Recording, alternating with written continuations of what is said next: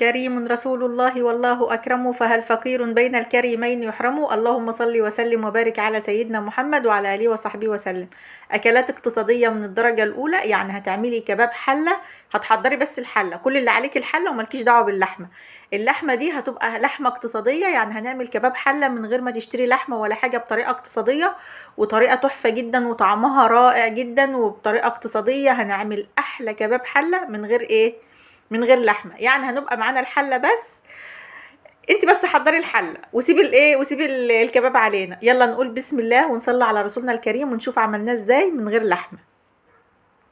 اول حاجه في حله على النار هحط معلقه حلوه كده من السمنه البلدي، وهسيبها ايه تقدح معايا، يعني ايه هسيبها تسخن شويه كده. عشان ايه لما احط فيها الحبهان الريحه بتاعته تطلع. وهحط حوالي كده 5 فصوص من الحبهان، وهشوحهم كده بحيث ان هم إيه ريحتهم تطلع في السمنه. وبعدين معايا هنا كيلو الا ربع من القوانص. زي ما انتوا شايفين كده، هي قوانص مش كبيره قوي، يعني تقدري لو هي كبيره تقدري تقطعيها، والصغيره سايباها. يعني انا في حاجات مقطعاها وفي حاجات ايه مش مقطعاها. الصغيره سايباها بحالها، والكبيره انا مقطعاها.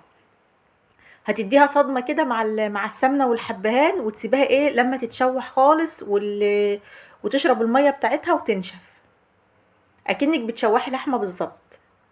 هتجربي الطريقه دي والله ومش هتندمي طبعا. دول كده معايا كيلو الا ربع من القوانص. طبعا تقدري تعملي الكميه اللي انت عايزاها، يعني هي الكميه ملهاش مقادير، يعني هي الوصفه دي ما فيش فيها مقادير معينه يعني.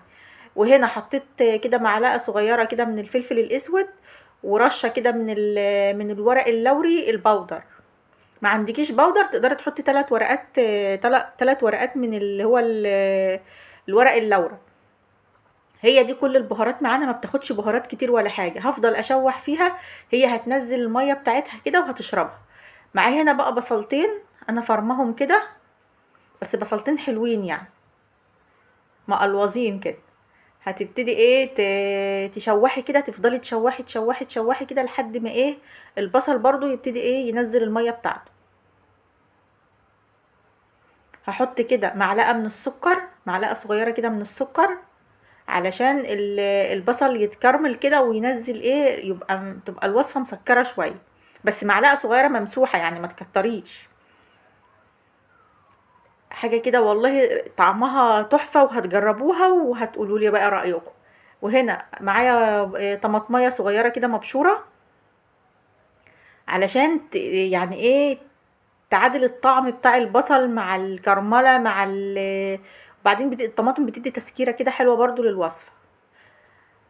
هبتدي بقى ايه احط لها ميه سخنه كده، كوبايه ميه إيه مغليه، وههدي عليها النار وهسيبها بقى تستوى براحتها. بس هسيبها تستوى على الاخر، يعني هسيبها يعني تستوى جامد، يعني إيه تبقى السوا بتاعها مية مية يعني.